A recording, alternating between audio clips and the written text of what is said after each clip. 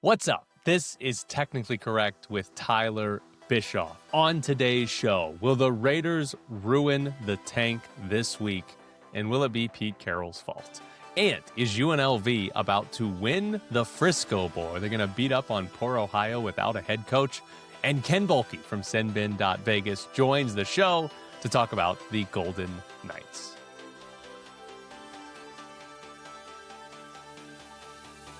Here we go. The Raiders play their biggest game of the season against the Giants this weekend. Two teams that are 2-13, and the loser will control the number one pick in the draft going into Week 18. Could still blow it in Week 18, even if you lose this one. It's a big game. It's very important that the Raiders lose. And it's very important that the Raiders fire Pete Carroll now. There are two very good examples of what could happen if you fire Pete Carroll and if you don't fire Pete Carroll. Because the issue is, Pete Carroll is not trying to tank. At no point this year has Pete Carroll been trying to tank. They're not trying to lose. That's not what Pete Carroll's been doing. He's still not trying to lose, right? That hasn't been the goal. They did not come in with the goal of losing. They came in with the goal of winning 10 games. Everything they've done this year has been about winning. It's why Pete Carroll was so reluctant to play young players. He thought the veterans were going to give them a better chance to win. And then once they got eliminated from the playoffs, we started to see Caleb Rogers and more Jack Besh and Charles Grant, right? Pete Carroll has been trying to win, and he's still trying to win. He's the head coach of the team. You would expect him to be trying to win. But that's a problem because they need to lose. And first, I'm going to give you the bad scenario. We only have to go back to last year. The New England Patriots entered the final week of the season holding the number one pick in the draft. They had a head coach in Gerard Mayo who would eventually get fired. But what did the Patriots do in Week 18? They beat the Bills. And they dropped from 1 down to 4 in the NFL draft. Now, fortunately for the Patriots, they already had a quarterback in place. They didn't need to draft a quarterback. Now, they took Will Campbell, the offensive lineman. They could have taken Travis Hunter, possibly, instead. Or, more importantly, for a team that gets the number one pick and has a quarterback, you could trade down and add more assets for the future. But Gerard Mayo led the Patriots to that win, and they fell from 1 to 4. That can't happen for the Raiders. That can't happen. You can't win this game and risk falling down to 3 or 4 in the draft because that's where they might end up. Hell, they could win the last 2 and fall down to like 6 or 7 in the draft. But you can't do what the Patriots did last year because you don't have your Drake May. You don't have that. You're in prime position to get a quarterback. You can't win. You can't win this game. Now, the best example of a blatant tank job is the 2020 Eagles. So we go back 5 years. The Eagles were not in contention for the number one pick. It's a little bit different, but they entered the final week of the season at 4-10-1. They were not very good. They had nothing to play for in the final game against Washington. Washington was playing for the division lead and a playoff spot and all of that. And the Eagles were leading at halftime against Washington. They trailed by 3 entering the fourth quarter, so had lost the lead, but were still in it.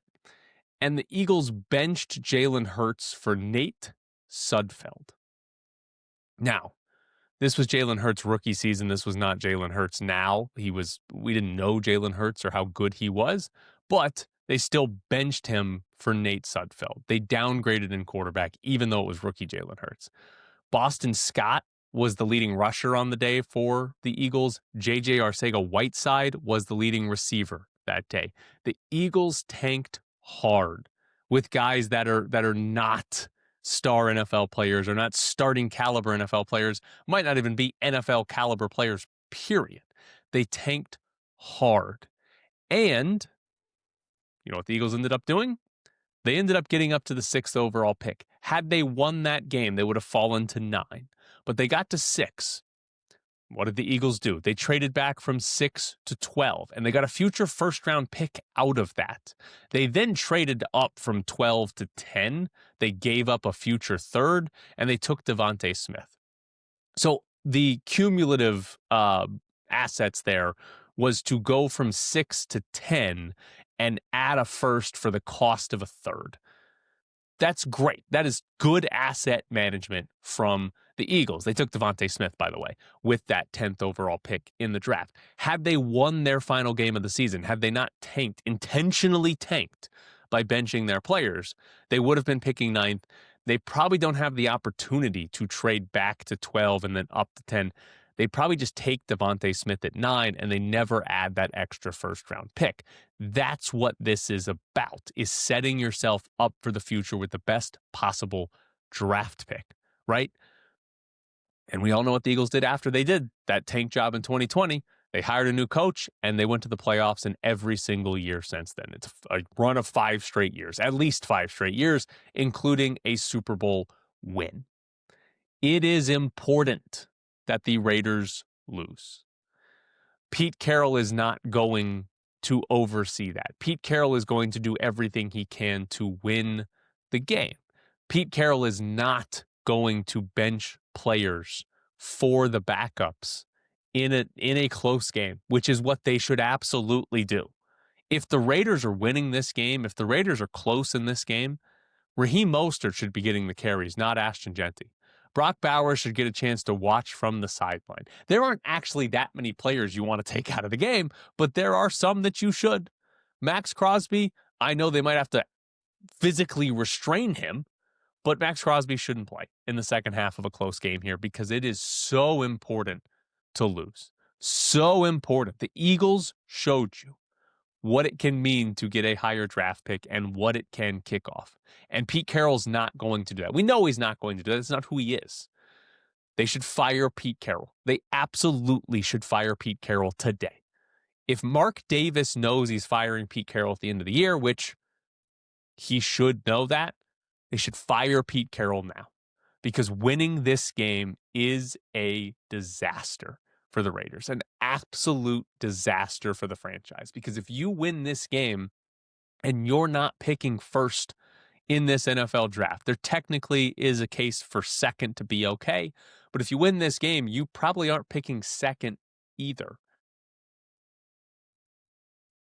What are you doing at quarterback? What are you doing at the most important position? You're probably playing Geno Smith again next year, or you're having to trade up. You're the team that has to give up a future first-round pick to get to number 1 or number 2, to get Fernando Mendoza or Dante Moore. And for a team with so many holes, this is not a team that just needs a new quarterback. They have so many holes. You can't give up that future first-round pick because you need to draft the quarterback with your first-round pick this year, and then you need to be drafting offensive lineman or defensive lineman or wide receiver with the first-round pick next year. You can't trade that one away. And so that's why they need to lose and not risk that. And they need to fire Pete Carroll to make it even more likely that they do, in fact, lose this game. Now, beyond firing Pete Carroll in the middle of the week right before Christmas, Pete Carroll does want to coach the team next year. He has said that now in a couple of press conferences. He was even specifically asked about overseeing a rebuild, and he still said yes to it. Ian Rappaport had a story over the weekend about the Raiders. Specifically, the noteworthy part was Pete Carroll is intent on convincing Mark Davis he should return. So Carroll's 74, staring at a rebuild, and he wants to keep doing this. Quick side note, I've been critical of Pete Carroll. I think the Raiders should fire him now, right? I don't think they should let him coach next year. I don't think you trust him with a rebuild. But credit to Pete Carroll for wanting to keep coaching. I mean, he's not running away from a terrible situation, which he probably should. I mean, again, he's 74. Does he really want to coach a team going through a rebuild for the hope that Fernando Mendoza is good enough to cover up a bunch of holes? I mean, in all seriousness, when are the Raiders going to be like a playoff level team again? It technically could happen next year if Mendoza is awesome, but it's probably a couple of years at best. Carroll wants to coach for 3 years so somebody else can come in and take them to the playoffs. I would probably just retire. But good for Pete Carroll. Wants to keep doing it. Now, the story that Ian Rappaport wrote included that line about Pete Carroll wanting to convince Mark Davis he should return. But he also wrote, expect Tom Brady, who has spent little time in the Raiders building, as he balances his broadcasting duties on Fox and other business interests to increase his presence as the decision closes in. I cannot get over this. We have NFL Network reporting. We've had The Athletic reported already that Tom Brady just is not around. He's just not there. Rappaport specifically saying that Brady is spending more time with Fox to broadcast the games and his other business interest. The Raiders aren't even second on the list. They're behind Fox and others. That's insane, right? And it's just, there's just no way that you can let Tom Brady be the guy in charge, be the guy making the biggest decisions when he's not showing up. He cannot be the most important voice to Mark Davis when he's not there. It's just so wild to me that he has this power, and yet everybody keeps reporting, hey, he's not in the building. He's not there. One last thing from the Ian Rappaport story. Rappaport wrote, Mark Davis is his own man, though, and all the voices around him report to him. He has won 3 titles in 4 years with the WNBA's Las Vegas Aces and believes he can replicate that success with the Raiders. So first off, what is that line?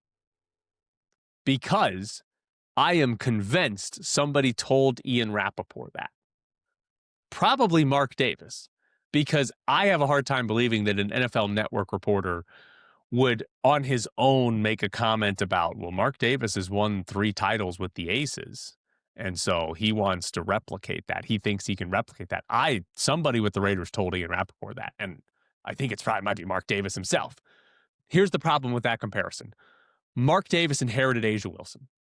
When he bought the Aces, A'ja Wilson was already on the team. She's the best player in the WNBA, right? And to compare it to the NFL would be the quarterback position. And in all seriousness, having the best quarterback in the NFL. The Raiders don't have that. They don't have A'ja Wilson, right? And so Mark Davis has not shown us, Aces or Raiders, that his teams can actually land that type of player. Again, you're hoping you get the number 1 pick in the draft and you get to draft that player. That's also how they got A'ja Wilson before Mark Davis was around. But you're hoping you get the number 1 pick in the draft so you can draft that player. And it's not we have to convince this player to come play for us. We just get him, right? So that's a big problem. He inherited A'ja Wilson. Also, and this is the more interesting part, Mark Davis did hire Becky Hammon, and he deserves credit for that. She took over from Bill Laimbeer and has won 3 titles in 4 seasons since then. But what's funny is that Mark Davis hired Becky Hammon by chasing the biggest name possible in the coaching search. He also made her the highest paid coach in the WNBA. He has done that with the Raiders too. He has chased the big name. The best example is John Gruden.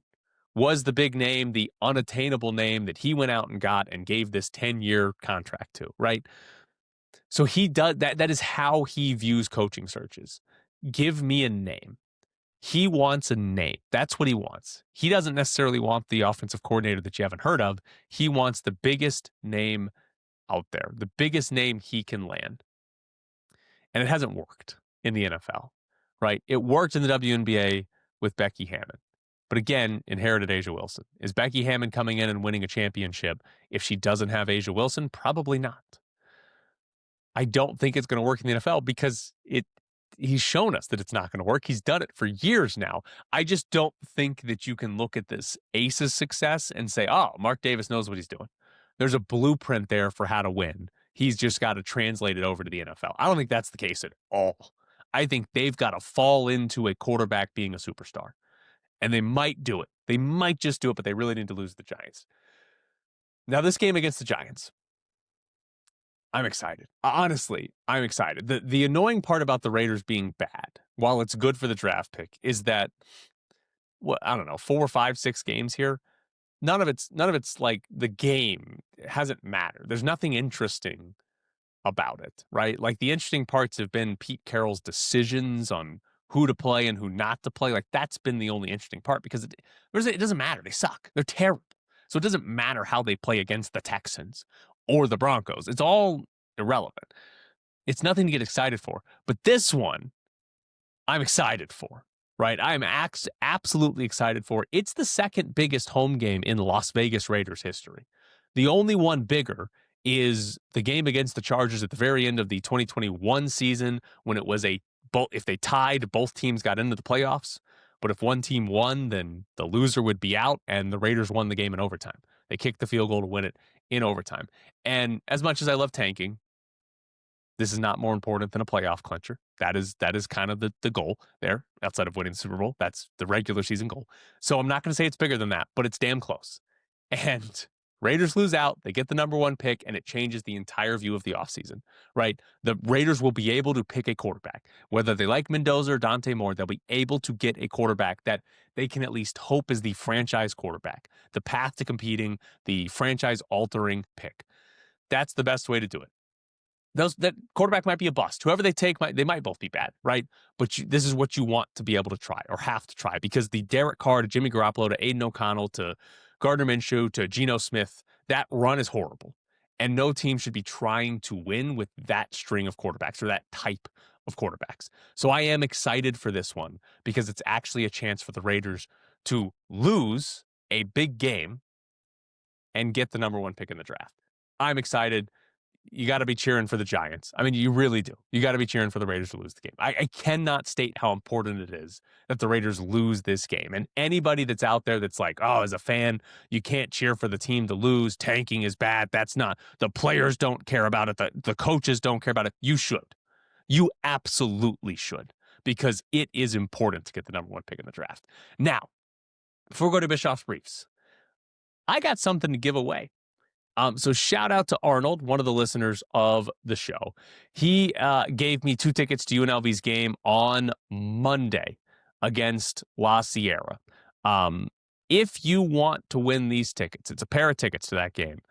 If you want to win the tickets, I got a little quiz for you. You're going to have to email me at TechnicallyCorrectVegas@gmail.com.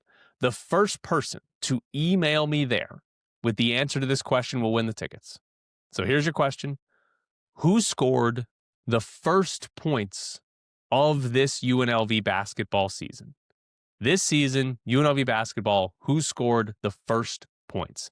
Email the right answer to technicallycorrectvegas@gmail.com. First one to do it wins the tickets. Good luck. Thank you to Arnold. And somebody will be taking home 2 tickets. As long as you guys can find the answer to that question. Shouldn't be too hard. But as long as you can, you're going to win some tickets to go watch UNLV play on Monday. But coming up next, it's Bischoff's Briefs.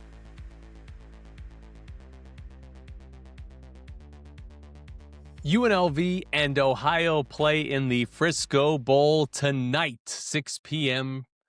from the Cowboys practice facility. I'll get over that at some point, maybe. But I wanted to give you some advanced stats because I know that's why you're here. I love to yell numbers at you. Parker Fleming has a good site of college football stats. He's Stats of War on Twitter. Good follow. Ohio, not a good run defense. EPA per play, they ranked 120th in the country this year against rushes. For the record, we know UNLV's run defense was bad. They were only 113 in EPA per play against rushes this season. So whatever you thought of UNLV's run defense, Ohio was a little bit worse. Specifically, though, Ohio allowed 130, excuse me, I phrased that poorly. God, I blew that. Ohio ranked 134th in yards after contact allowed. They gave up so many yards after contact this season. UNLV offensively, 4th in the country in yards after contact. So you've got one of the best in the entire nation in running through contact, getting yards after contact versus one of the worst defenses. Should be pretty helpful to UNLV. Surprisingly, though, Ohio was really good against quarterback scrambles. Fun fact about Parker Fleming's website, it's broken down by design quarterback runs and quarterback scrambles. Ohio was 2nd in the country in EPA per play against quarterback scrambles. 2nd in the whole country. And this is where UNLV, Calandria is awesome at this. UNLV was 4th in the country in EPA per play when scrambling. So that's a fascinating part of this game where Calandri's been great at that. Is Ohio actually going to be able to contain that and stop that when he scrambles?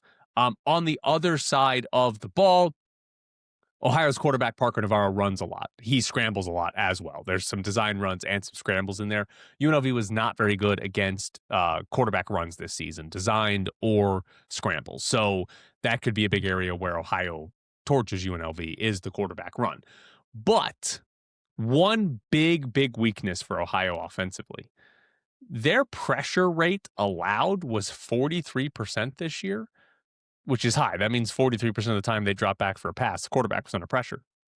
That ranked 130th in the country. Ohio won 8 games, but they're very bad at a lot of things.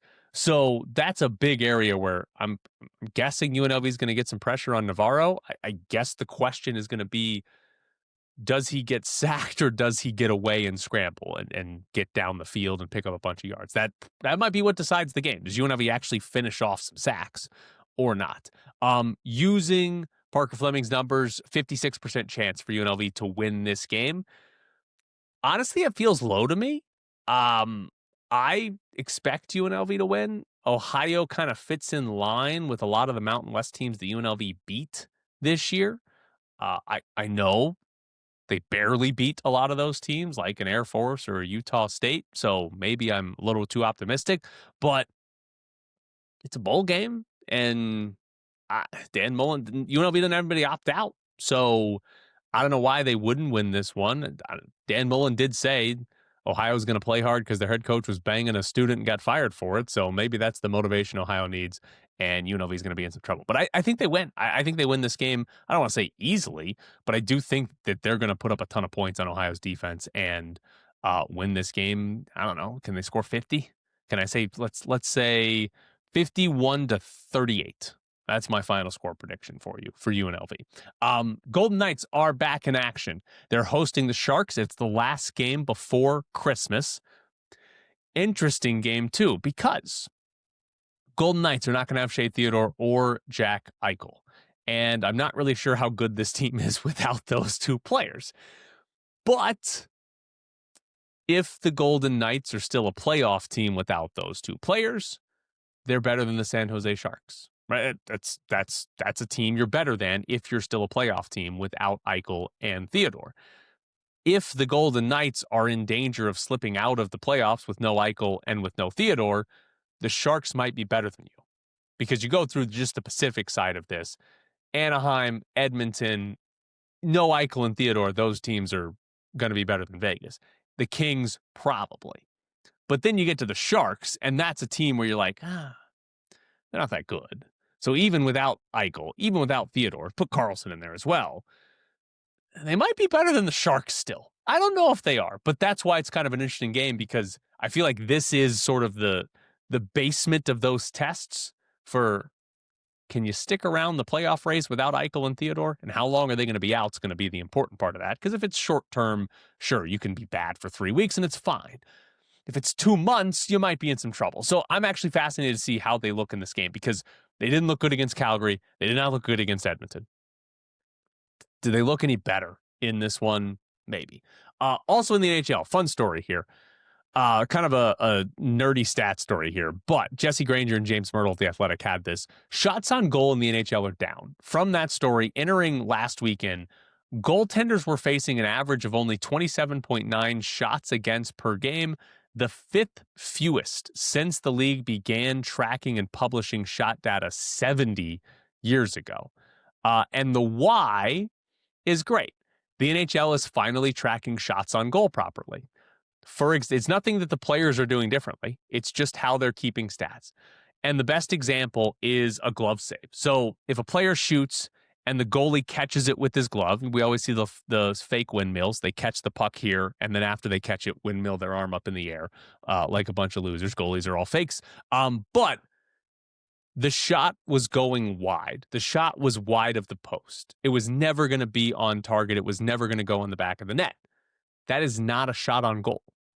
For most of hockey's history, that is actually counted, though, as a shot on goal. There are people watching and, guessing the trajectory there. But now the NHL is apparently using tracking data to determine the actual trajectory of the puck. And in that scenario, if the puck's going wide of the net, it's not going to count as a shot on goal and therefore not going to count as a save, which is how it should be. Because the word save is right there. Goalies save goals from happening. If a shot's going wide, it can't be a goal. It shouldn't be a save. So what it's led to statistically, save percentages are down for goalies because of this, which I find to be funny. But that's one of the big statistical outliers, because right now, I believe it's still true, the average save percentage in the NHL is below 900. We've been for a while now, above 900 has been average, maybe 905 or so. That's not the case this year. So when you're looking at a goalie, and normally if he's below 900, you're like, he's kind of bad. Right now, if you're at like 897, 898, yeah, you're an average goalie. That's what it is. And you're at 905. It used to be average. Now you're awesome. So it's changed the stats for goalies. Also, shots on goal stats and shooting percentages are actually up a little bit, the shooting percentage part. But that's the part of this that is sort of statistically interesting. And it's just the fact that the NHL is now tracking things more properly. Now do it for own goals. Our soon-to-be Las Vegas A's made a trade. The A's traded for Jeff McNeil, trade with the Mets. They sent a 17-year-old minor leaguer, Yordan Rodriguez, to the Mets. The Mets are also paying $5.75 million to the A's to help cover Jeff McNeil's salary. That's about a third of his salary for 2026. So what that tells you is that this is a pure dump by the Mets, a salary dump by the Mets. They've made some moves. Marcus Semien is in there to play second base, which was McNeil's primary position. He's a utility guy. He plays the outfield too. He could have been their left fielder, but they're moving on from McNeil and his salary. McNeil last year had a 111 OPS plus, so he was above average hitter. He had been below average for the previous 2 seasons, and he turns 34 in April, right? So how good is he going to be as a hitter? There is a chance he's about to hit the drop off, and he's not very good as a hitter, but he was good last year. All of that is to say, and his contract, he's got a club option for 2027. All of that is to say is the A's traded for a 1-year player, right? If things go well, they can pick up the club option and have him for 2 years, but 34 years old, the other team dumped him. There's no guaranteed year after 2026. This is a 1-year player, right? And I don't know, or I'm trying to figure out, I guess, like, what are the Mets going for in 2026? Because trading for Jeff McNeil as a 1-year player is something you do if you're trying to be good in 2026, right? Like that's what you're trying to do here. But it's not something you do if you're focused on 2027 and beyond. And so do the A's think they're going for it? Like, do they think they have a chance to win the American League West? The division is not, there's no, 95, 98 win team in this division. Seattle could do it. Houston maybe could do it. But, like, there's no dominant team in this division. You have a good year. You win 90 games. You probably win the AL West this year. Do the A's think they can do that? Because that's what Jeff McNeil is. Because by the way, it's also saying Zach Geloff is not playing second base. That's also another thing it's saying. McNeil's a utility guy, so he could play other places, and Geloff could play second base, but that's basically telling us that they don't want Geloff to play second base. So, do the A's think they can win the division in 2026? Is that what they think? Or did they just see, hey, that guy's pretty good at baseball, it doesn't cost us a prospect, and we only have to pay him 2/3 of his salary. Let's do it. Why not? Maybe, because again, they didn't give anything. I mean, they gave up a prospect who's 17, but they didn't really give anything up, so it's really in no way like a bad trade. Maybe it's bad if it blocks Zach Geloff and he could have blossomed into something, but that's kind of pushing the limits of what a good or bad trade is. But I guess, like, how good do the A's think they are in 2026? Because maybe they think they can win the division and they're going to kind of go for it. Because that's the other part. Trading for Jeff McNeil is not like oh yes, this puts us in for 2026. It's a nice move to make you better in 2026. So fascinated to see what the A's think they are in 2026 while in Sacramento. Colton Miller might play in one of the Raiders' last 2 games. Pete Carroll got asked that yesterday, and he said we'd love to get him out on the field. He has been back to practice. He has an ankle injury, hasn't played since week 4. Raiders' best offensive lineman. There's 2 games left in the season. As much as I sit here and tell you the team should tank, I have no problem with Colton Miller coming back and playing. Players want to play. If Colton Miller is able to rehab and get back in season, you should play Colton Miller. Now, you're playing the Giants. We get to the third quarter of this game, and you're winning 17-14. Colton Miller can come out of the game like Crosby and Bowers and Genty, but I would have no problem with playing Colton Miller just because players want to play. It's what you should do. You shouldn't just say, hey, get out of here. We don't want you to play if you're healthy. So if he's healthy, play him. If he's not healthy, see him next year. But Colton Miller might play in one of the last 2 games of the season. But this has been Bischoff's Briefs. If you want to sponsor Bischoff's Briefs, you can reach out to me at technicallycorrectvegas@gmail.com. We can do something fun, make it work. But coming up next, we're going to have the first guest that the show has had. It's Ken Boehlke of SinBin.Vegas.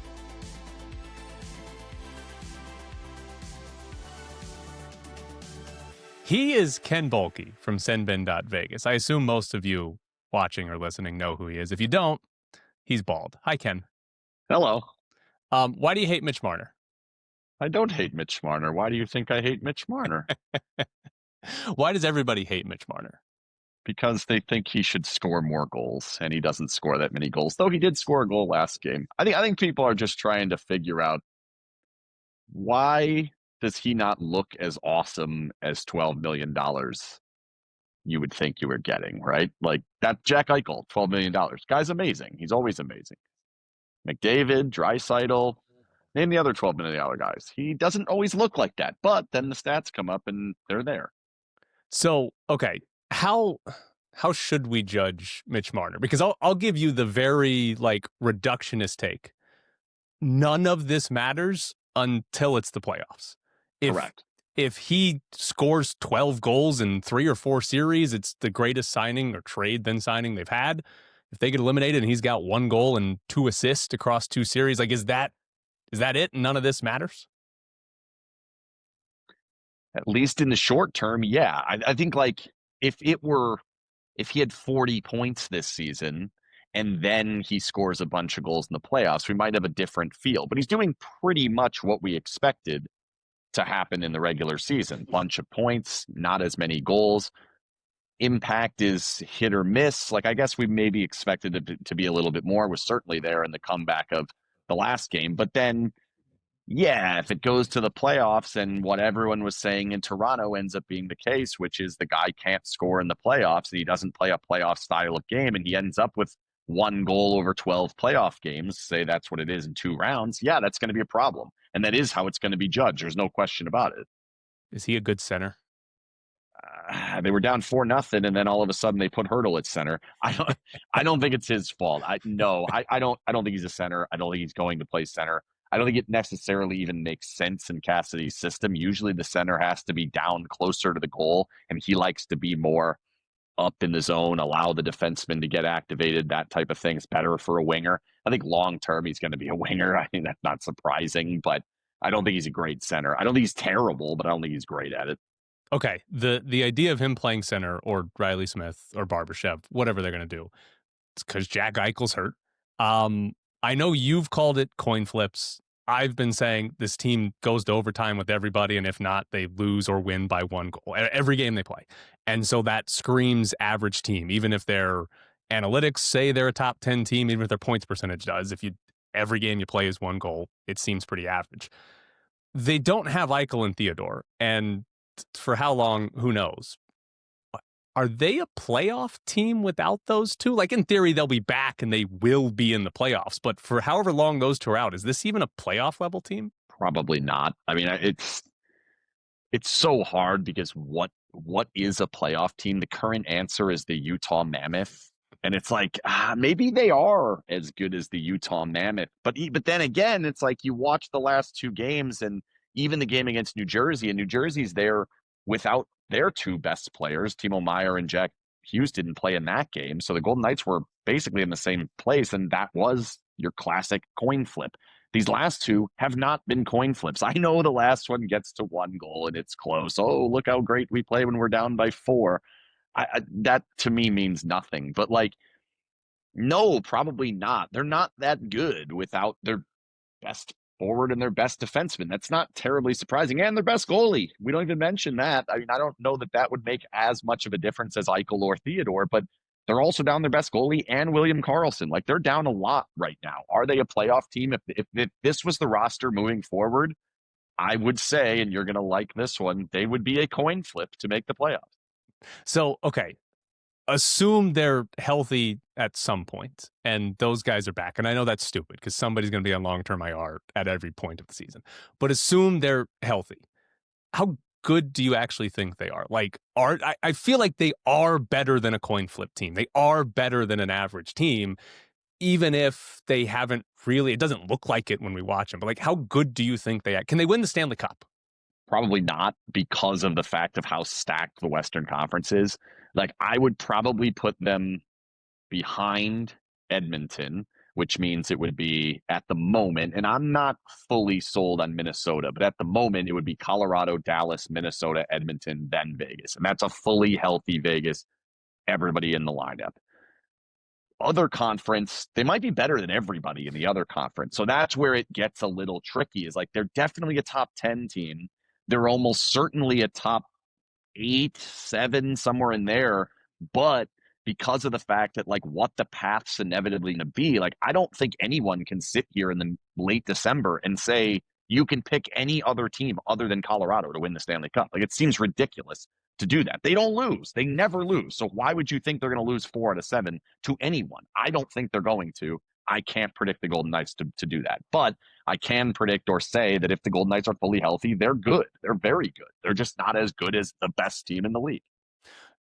Judging the team fully, like, they're trying to win the Stanley Cup. I don't think they're going to be thrilled if they lose in the second round. But like, if this team lost in, say, the conference finals to Colorado in 6 games, like, what do you do with that season for a team that should be, like, their window is, in theory, you need to be winning the Stanley Cup soon again because it's not going to be open forever probably. But like, what do you judge a team or this team on if that's what the outcome is? I think it would just keep plugging, right? Like, hope that comes through. Hope that you get the healthy postseason and the other teams don't, which is kind of what happened the year that they won compared to the other couple of years that they didn't win.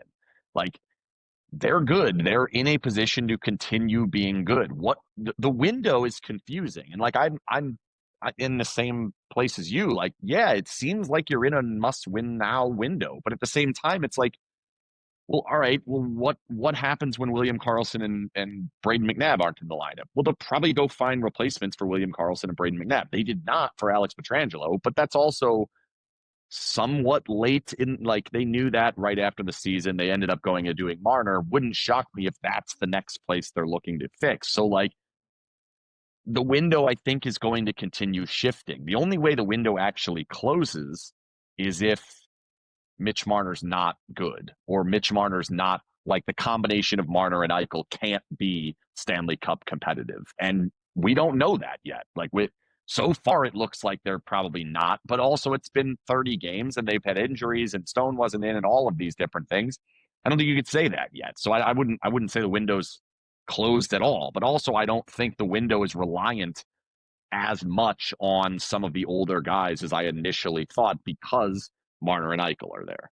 I think the best thing that they've done is, well, they don't draft anybody, so they haven't been good because they're bringing up guys that are good, but they've replaced the guys when they get to 32, 33, 34. And some of it's been trades, and they trade guys for nothing. Or, God, I forgot his name. Who'd they trade Fleury for in Chicago?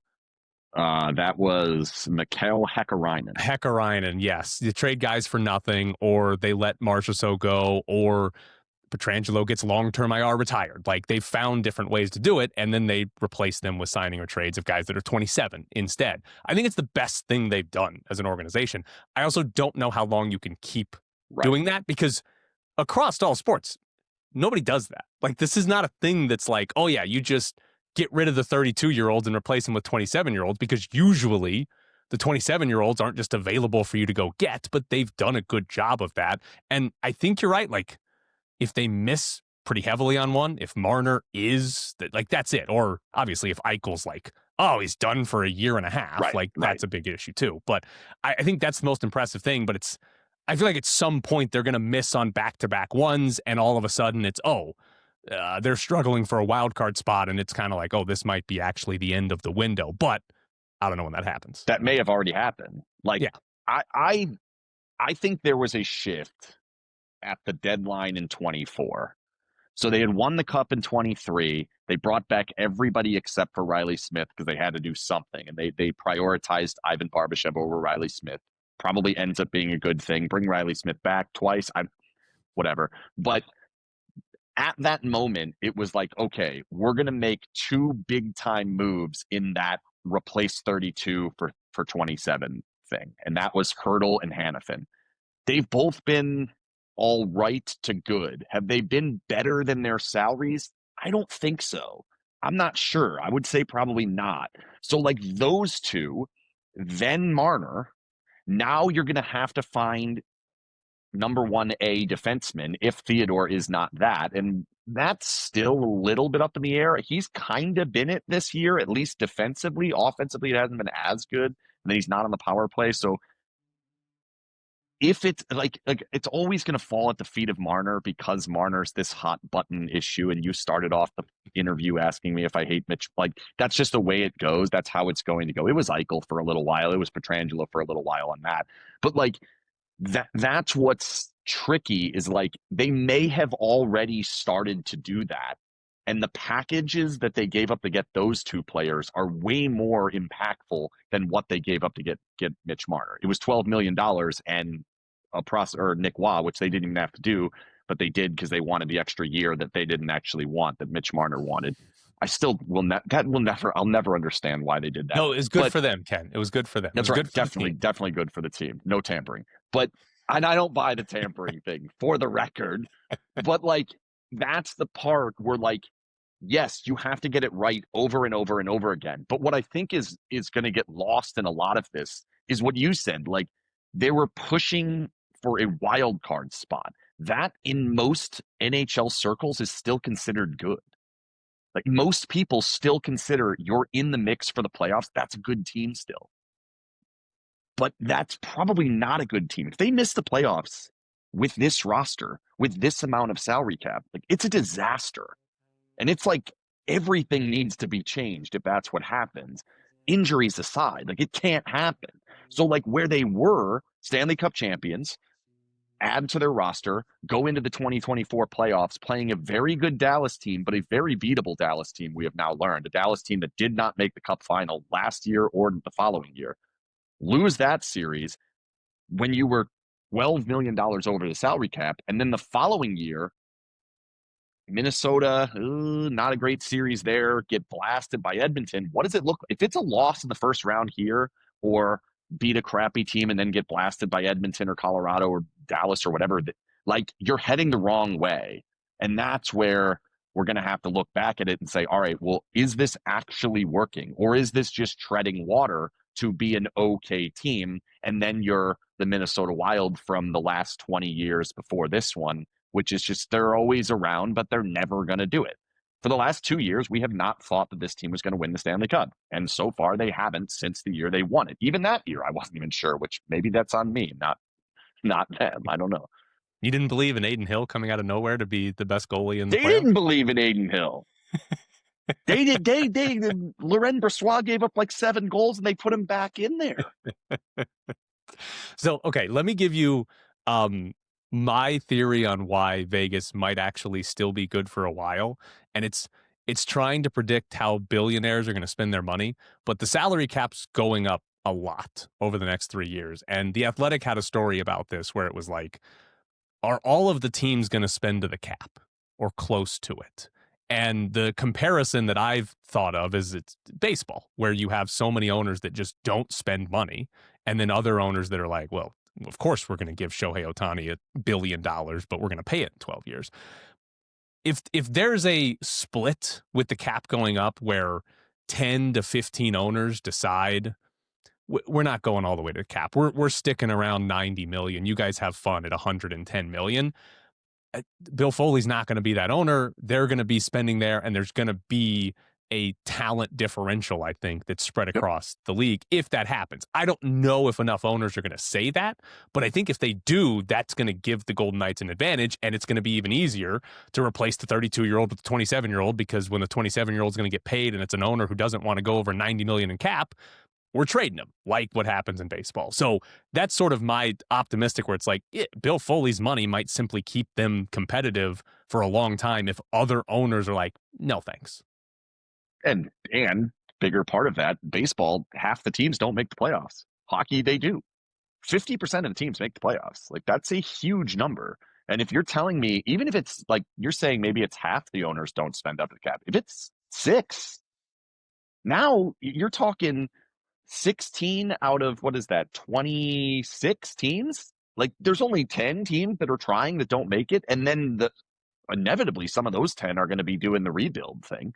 Like, yeah, I think they can continue going down this road. It's just, are these players always going to be available, and are they always going to be the right players every single time? Mark Stone was the right player. Alex Pietrangelo was the right player. Jack Eichel was the right player. Is Mitch Marner, is Tomas Hertl, is Noah Hannafin, are the next 2 or 3 that they're going to do actually going to be it? And then beyond that, I still have a little bit of I don't know if it's concern. I don't know. It's a theory. I'm not sure what it is, but like, there are still expansion pieces involved. And I wonder, what does it look like when all the expansion pieces are gone? There were expansion pieces used to get Jack Eichel, which Alex Tuch and Peyton Krebs, I guess, was not, but Alex Tuch was an expansion piece. There are still expansion pieces making massive impact. Shea Theodore, McNabb, Carlson, they're all a big part of what they're doing. Plus, Mark Stone was born out of expansion pieces. A lot of these, once that goes away, how much of it was they were starting at a place where here's what it reminds me of. I've recently seen I don't know if it's a meme, but it says, did you know if you had $500,000 and you put it in a 5% savings account, you can live off of that amount every single year? Like, it's great.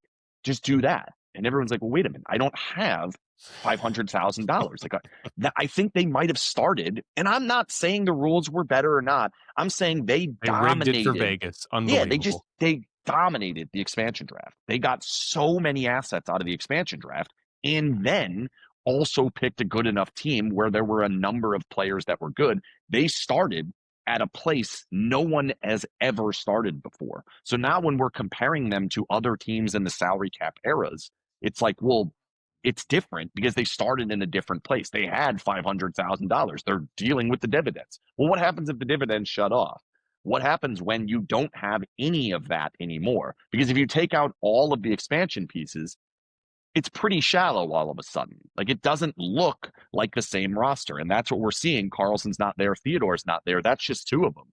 And all of a sudden, it's not that good. It's not as good. So, like, that's a part of it that I still wonder, is this something you can continue having success doing when eventually, in every sport, not drafting well catches up, unless they can keep finding Braden Bowmans?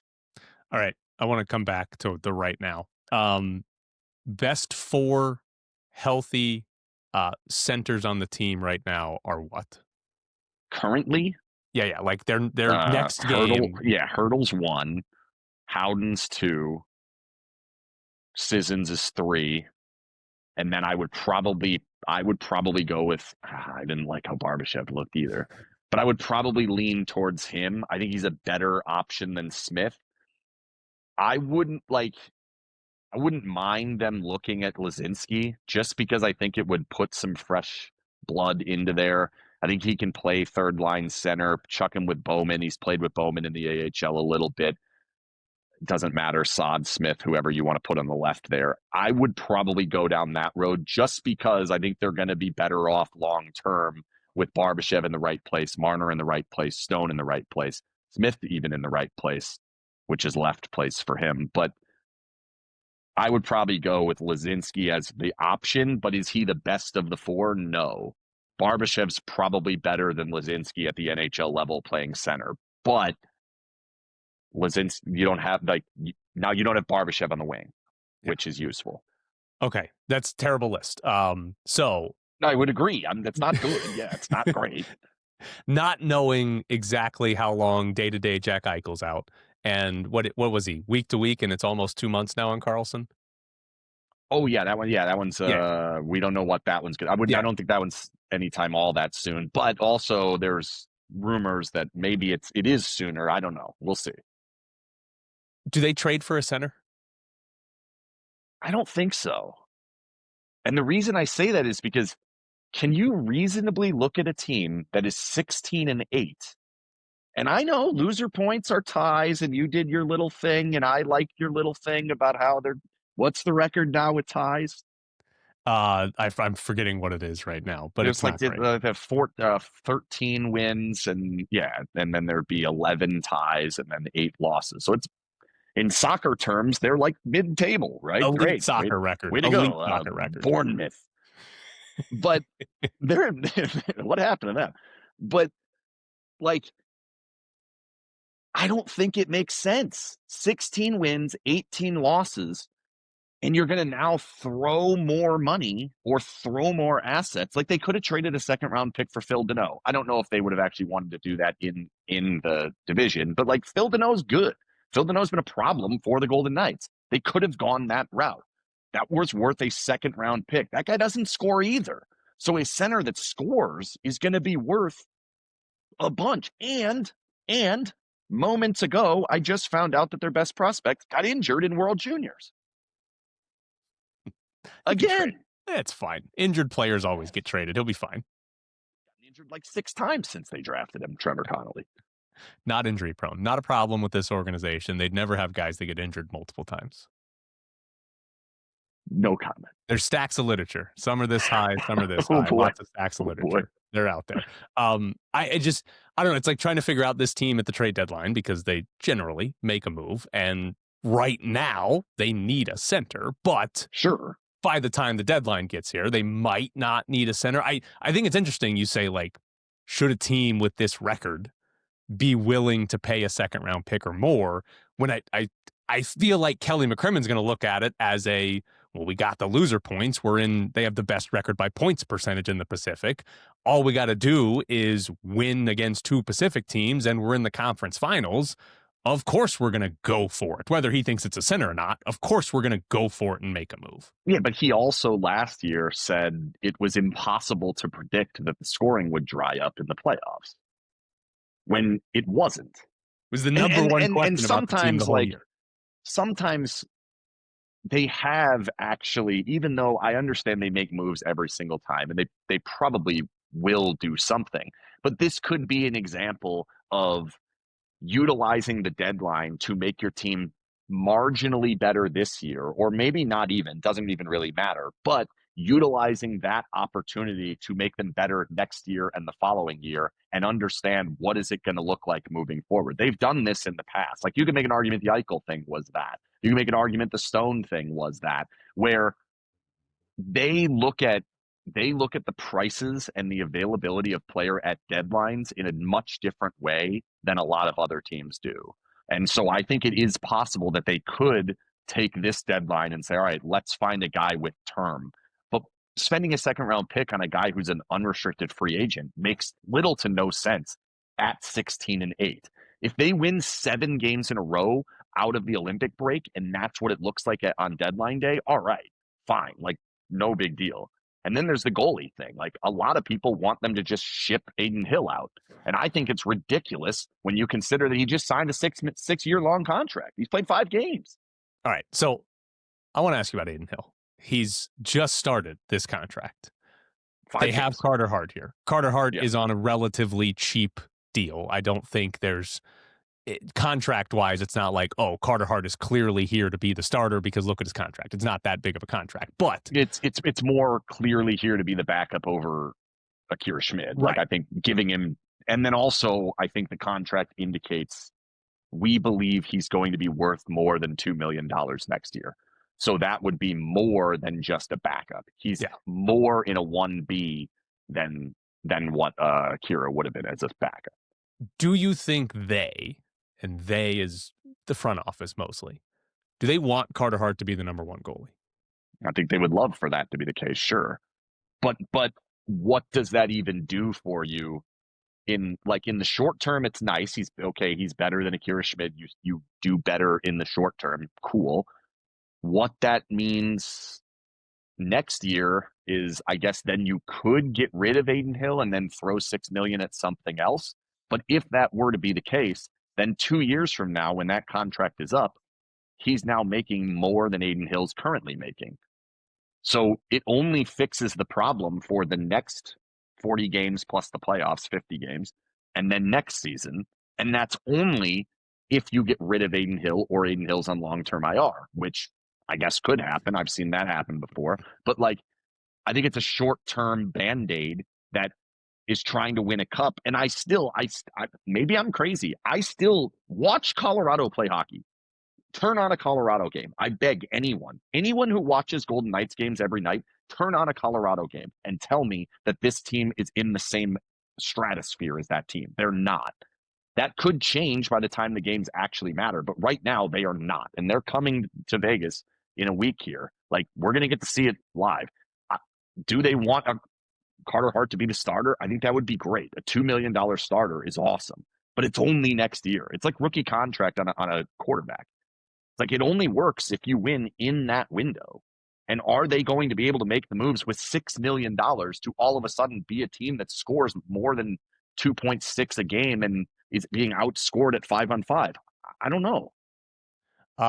On the note of contracts and next year, what's Dorofeyev getting? How good is he? What should he be getting? Man, that's a tricky one. I actually was having a text conversation with somebody before the season, and 4 or 5 games in, they told me maybe 11 million. And I was kind of joking.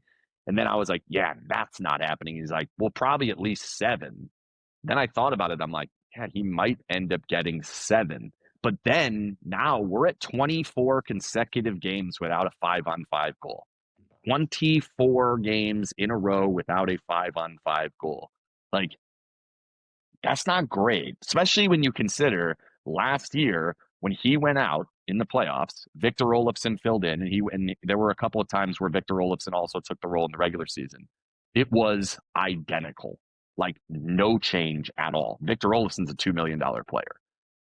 If they put someone else there that's a shooter, can they do the same thing? I would argue close, maybe a little bit worse.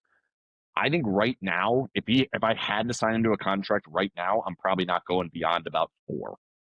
I wouldn't go long term. I'd like to continue proving it. And I think if I'm him, I'm like, absolutely not. I'm about to score 30 goals for the second year in a row. It's 7. It's at least 7. And they could be headed for a situation where there's offer sheet. There could be arbitration if he decides to go for arbitration. I think arbitration is going to get him a lot of money because there are not a lot of 30-goal scorers in the league, and they do not make less than $5 million. If they don't want to sign him to $7 million, and assuming they actually have that conversation and they know what Dorofeyev is going to ask for, is that the move at the deadline to make your team better for the future, is to trade him to somebody that does want to give him $7 million and you get something back for a player that you don't intend on keeping at that dollar amount? So if they were in on Quinn Hughes, sure. Right? If it's number 1A defenseman that's going to come with an 8-year contract, that now you have Eichel, Marner, Hanifin, Theodore, and other player, as well as Hurdle, sure. Okay, we can do that. That's the piece. Similar to the Alex Tuck move. When you had to give up something to get Jack Eichel, you gave up Alex Tuck. Yes, I think that's possible. But just to do it to Band-Aid the current team, well, then who steps into that role? Unless it's this player, the player you're trading for, because they don't have Victor Olofsson anymore. If they had Victor Olofsson, it'd be easier. I don't know why they don't have Victor Olofsson. I'm assuming he told them 4-letter word off. I don't know. Am I allowed to swear in here? You're allowed to swear. You're allowed to swear. He said, get the fuck out of here. I don't know why I'm being healthy scratched in the playoffs. How do you get better trading the only upside you really had. Like, I guess Braden Bowman still has some upside, but like they're getting who's underperforming on the roster? Dorofeyev. Maybe. I mean, he's what he is, but like Eichel's not underperforming. Theodore's not underperforming. Marner's not underperforming. Stone's not underperforming. Goalies are not underperforming. Hannafin, maybe a little. Hurdle's not. I mean, points aren't as good there, but he's not underperforming. Bottom six, sure. I guess Colton Sissons is underperforming and Riley Smith and Brandon Saad, but like, okay, so we have 6 more goals now in the game instead of 2. Great. Like, so you take the one guy who could potentially have the upside. Now, I don't buy it personally. I understand I've been wrong on these in the past and people yap at me still about them, but like the guy doesn't pass. I wish we both love soccer. In soccer, they have the little pass map and the line gets bigger. Like when this guy passes to this guy a lot, the line's like thick. It's like 18 point. His passing structure would be one giant bar back to it would be the right point. That's it. Every once in a while, and I don't even think it counts as a pass, he recycles it back underneath the goal. Otherwise, he's trying to score. Now, it's good on this team because no one else is trying to score. He's the only one out there that actually tries to score every single time he has the puck. Everyone else is trying to bank it in off someone's shin. But like, that's why to me, and if I'm another team, I don't think you can ignore the fact that the Golden Knights have an elite power play with 4 superstars on the power play. Like, we can talk about what we want to about how good is actual Hurdle as a complete player. He's excellent as a bumper player. Marner is excellent at the top of the power play. Eichel has been excellent in that spot. Stone is very good. Being the 5th wheel and having 10 power play goals, which he has, which is awesome, does that translate if you trade him to the Montreal Canadiens? I don't know. And then it's like, well, they haven't scored a goal in 25 games and he doesn't pass and he's not all that strong, but he's also young and he doesn't make all that much right now. There probably is value, but what is the value? Is he worth more than Philip Deneau? Probably not. All right. I got 2 things for you. First off, Bruce Cassidy is the longest tenured coach in franchise history now. When does it end? Hopefully not before the calendar changes. If they lose 4 straight games, I don't know. Like, there's only been. You think it's possible? It's quickly in season as surprising as Gerard Gallant was. Yeah, I think if they go on a horrible run here while the players are injured, I think it is possible. If they were to lose all of the next 4 games at home by multiple goals on a few of them, let's say it's 3 of the 4 multiple goals, and they've now lost 7 straight games and 6 in a row in regulation, all to Western Conference opponents, they're going to look at it because that's what has happened. It's the wrong move. It would be hasty and stupid, just like it was hasty and stupid to do Gerard Gallant at the time that they did that. And unlike when they went from Gerard Gallant to DeBoer and DeBoer to Cassidy, and that one's even kind of close, they're not going up from here. They're not getting a better coach. There's not one out there. It's not going to happen. Like, I think the guy's top 5. Should they fire him? Absolutely not. Could they? Yeah, I think it's very possible. If they miss the playoffs, it's going to be on the table. At the very least, he's going to go into next season needing to have one of his patented hot starts, which they got again this year. 5-0-2. We know that. Don't look on your Twitter. Like, I think it's very possible. That's what they do. That's the MO. We can't change all the players. We don't have that ability. So we got to change the voice in the room. And he's out here after the last 2 games saying the players have seen the movie before. The players need to take it, be professionals, and figure it out. You know, what was the frickin' part? I tweeted that was on the headline of my story today. He almost used the F word in there. Like, he's getting frustrated because he keeps telling them the same thing and they don't do it. Last thing, is the United States winning the World Cup? Of course. Okay. No, we're definitely not, but that'd be nice. Well, I think we're going to be pretty good, though. I got my little ball. Ooh, why wouldn't we be good? Like, what are we worried about? Paraguay? No, we're not worried. I mean, no, we're going to 9 points. That's always what we expect. 9 point. We're for sure doing that. That's definitely not going to happen. It's going to be devastating because we're going to 2 of the games, and they're probably not going to win one of the 2. Are we going to 2 of the games? Oh, we're going to 2 of the Okay. games. We got RTTs lined up. Yeah, that's if real. anybody That's wants to thing. look that up, it's real. We're Gotta be going. a real thing. We're going. I don't know if we're going to the other game, but no, we're probably not. But round of 16 for sure. We're winning the group. We're winning the first knockout stage game against some crap third place team. Hopefully it's like Cabo Verde. And then we get, what is it? I think it's Belgium. It's supposed to be Belgium. We might win that game. A home game. We got the gusto. Where's that game? Seattle again, I think. I can't remember which. I think it's San Fran and then Seattle again. Yeah, Seattle will be a good. There'll be like 8 Belgians there. Maybe I'm Belgian. I'll be cheering. I probably am. But you have a Belgium jersey. I think you have to burn. I do. I got the sleeve. Yeah, the fire on the sleeves. Yeah, I will. I'll bring it and burn it. Ooh, that'll be fun. Yeah, it'll be fun. Yeah. And don't get mistaken for somebody from Egypt burning a gay pride flag because they're mad that their game is selected for Pride game. That was wild. Yeah. It's good. That good was timing. Pretty wild. Get Iraq and Egypt playing each other. And man, what a conundrum for FIFA to be in after holding the World Cup in Qatar, and then 2 later it's in Saudi, and they're like, well, we kind of have to go both ways on this one. Don't worry, they gave out a peace prize to Donald Trump. He'll fix it all. He will handle it. The picture of him with the medal, and he's just standing there with his medal. He had to put on himself.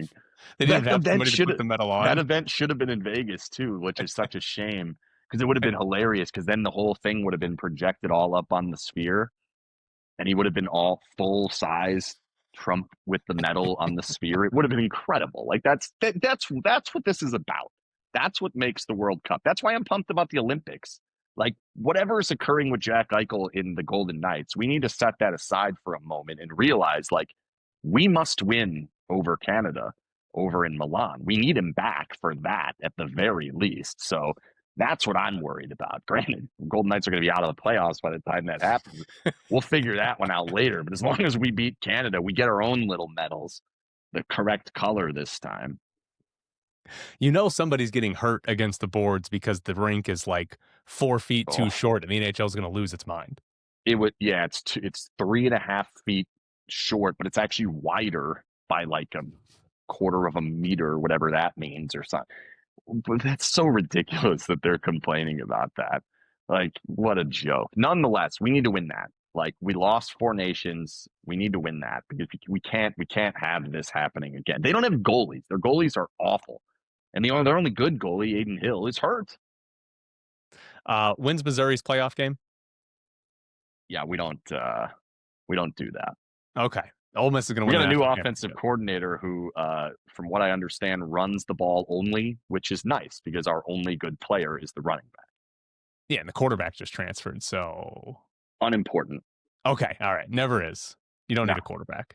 No. Okay. He's Ken Boehlke, SinBin.Vegas. He's bald. It's pretty great. See you, Ken. Thanks for coming on. See ya. So thanks to Ken for coming on the show. First guest of the show. We're going to have more guests. Don't want to be a guest heavy or exclusive show, but we'll do some guests. Now, before we finish the show, I do want to mention this one more time. I've got a pair of basketball tickets, UNLV basketball tickets to give away for their game on Monday. Shout out to Arnold. One of our listeners, sponsored part of the show last week or 2 weeks ago, gave me 2 tickets for that game to give away. So if you want to win them, you need to email me at technicallycorrectvegas@gmail.com. Email me there, and you've got to answer this question correctly. The first person to answer it is going to win the pair of tickets. Who scored the first points of the season for UNLV basketball? Answer that correctly. First one to do it and email me at technicallycorrectvegas@gmail.com is going to win a pair of tickets to that UNLV game on Monday. So thank you to Arnold. Christmas present for somebody. I appreciate Arnold. I appreciate all of you listening. Good luck to anybody who thinks they can win those tickets. And we will see you tomorrow. Again, I'll give you this note. Doing a show on Christmas Eve after UNLV's bowl game. Golden Knights play the Sharks as well. We'll have a show on Christmas Eve. Done for the week after that. You're not getting one on Christmas, and I'm not doing one the day after Christmas. Sorry. So you get one more show this week after UNLV's bowl game. But thank you all for tuning in. See you tomorrow.